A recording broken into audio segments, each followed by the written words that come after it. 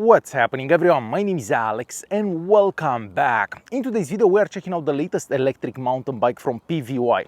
The one that we have here today, it's called the H500 Pro. So this is an electric bicycle that complies with the EU regulation for electric bicycles.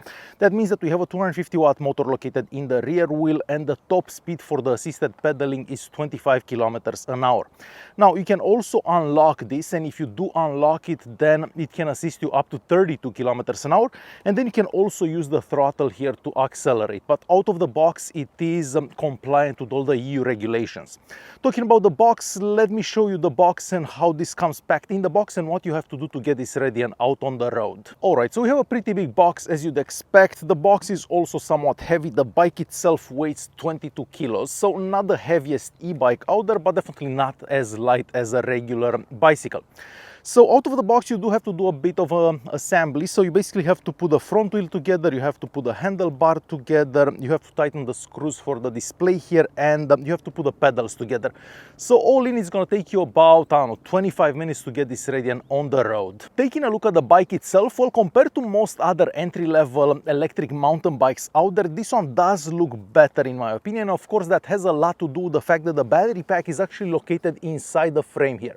With most other entry-level, and when I'm saying entry-level, I'm basically talking about cheaper electric mountain bikes, the battery packs are on the outside. Well, with this one, we actually get a battery pack located in the frame.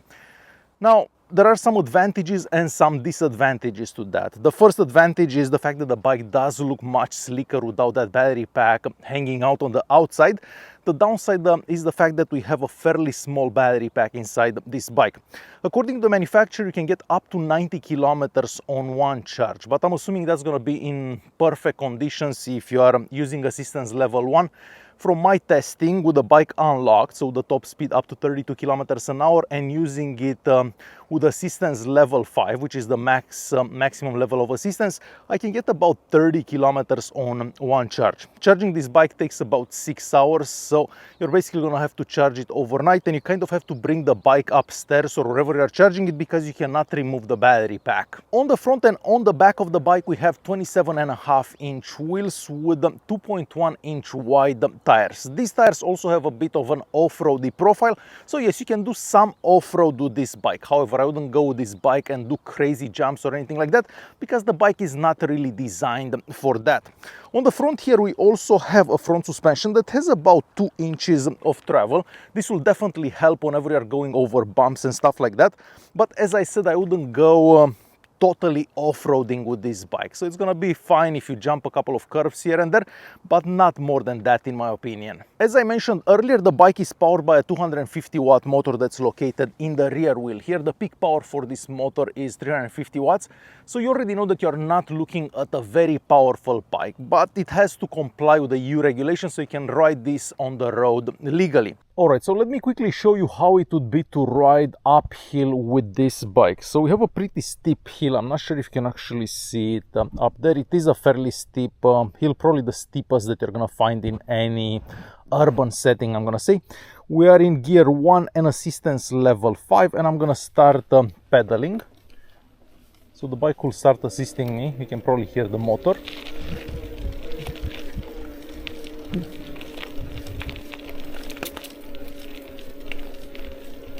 And yeah, you can definitely climb, but I do have to put a lot of effort into climbing. So the bike will help you a bit, but you still have to do most of the work. So if you want an e-bike that, well, you don't have to put that much effort into, this one may not be for you. So this is how it would be to ride this bike uphill. We also have a 21 gear Shimano system. We have 7 gears on the back and 3 on the front here. Shifting up and down through gears is done flawlessly, and I didn't actually have to adjust the shifter at all. With many other bikes that I got to try in the past, I always have to adjust that, but that was not the case with this one. So shifting up and down works flawlessly. The bike also has mechanical disc brakes on the back and of course on the front, and the stopping power from these mechanical disc brakes is really good for this kind of bike because we don't have that much power. You're not going that fast, so the braking power from it is good. I did notice, however, the brakes do squeak occasionally. It's not bad, but there is a bit of squeaking every so often. As you can probably see here, if I turn the bike around, We have a kickstand on the left hand side here. The kickstand is made out of a combination of metal and plastic. It does work really good. Well, not in this position, but in the other position. So the bike is not gonna fall even if it's windy out or anything like that. So that works great. The pedals are made out of metal. And as I mentioned earlier, you do have to install this when you take the bike out of the box. But keep in mind they're a bit rough, I'm gonna say. So if you do walk next to the bike, you may scratch yourself. I actually scratched myself on a couple of occasions on those pedals. Moving on to the seat, well, this is not the widest seat out there. This of course is adjustable in height, so it can go as low as this and probably as high as this actually. So a lot of adjustment for the seat. Now the seat doesn't have that much padding, so you may want to invest and get yourself a wider seat, a seat that has a bit more padding. Like this you can ride for about an hour. After that you need a break because your back there will get a bit tired. So decent enough seat for the price of the bike, but maybe you want to upgrade it. Moving on to the front of the bike, on the front here we have the headlight. The headlight is bright enough so you can actually see it during the day and bright enough so you can see nicely whenever you're riding at night. But you've probably noticed by now that there is no light on the back of the bike. So you may want to install yourself one. I believe there is a little reflector that comes in the box, but I didn't actually have that installed, but there is no light connected to the battery pack. Moving on to the handlebar. Well, first of all, the positioning when you sit on this bike, like most mountain bikes out there, you do have to lean a bit on the handlebar. So you're gonna feel that there is some pressure on your wrists whenever you're riding the bike. But this is the case with pretty much all mountain bikes. It would have been nice to see this handlebar being raised a bit or something like that, but it's not possible with this bike. So get ready for this position, basically where you kind of put pressure on your wrists.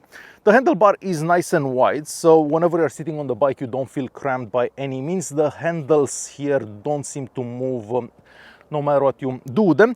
We have the brake levers. The brake levers are made out of plastic. We have the shifter here, and then we have the control buttons on the left hand side. There is a little mechanical bell here. I guess it sounds fine.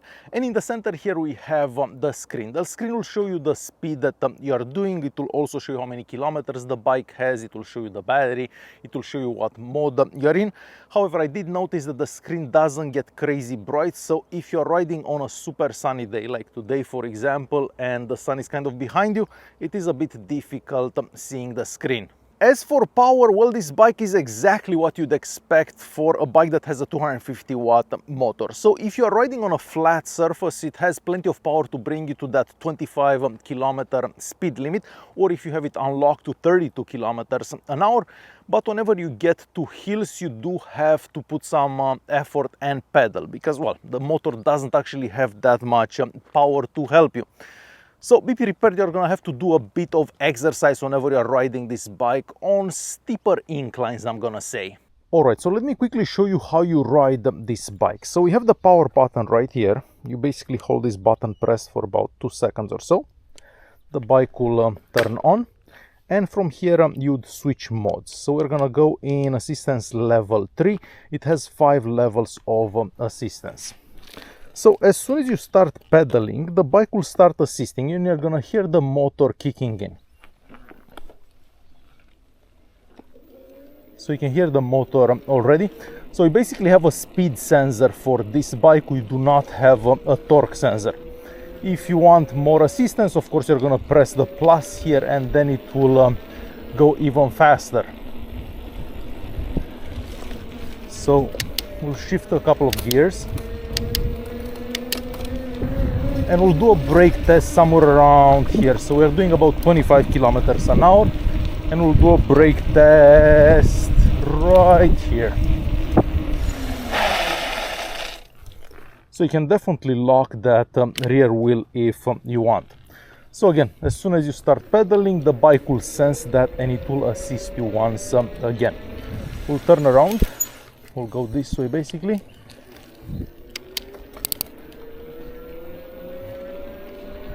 We'll go to assistance level 5.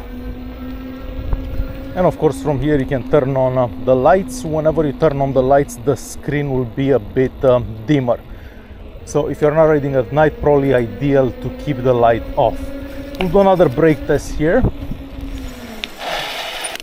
So as you've heard, you can definitely lock that rear wheel at any point. Other than that, the bike is pretty quiet and very easy to ride, except for the brake noises. So to quickly conclude this video, for its price, it's kind of hard to say anything bad about the H500 Pro here, because when compared to all the other electric mountain bikes that are priced similarly, this one looks better. It also feels a bit better. It doesn't feel loose or anything. It feels like a solid bike, but I wouldn't necessarily call this a mountain bike. I think this is more of a commuter bike that looks like a mountain bike. So of course, if you want a bike to go jumping cliffs and all that, you're probably gonna have to spend more money and get something better. But for what this is and for the price, I can't really say anything bad about it. It is exactly what it's supposed to be. Alright guys, hopefully you enjoyed this video. Thanks for watching and I'll see you in the next one.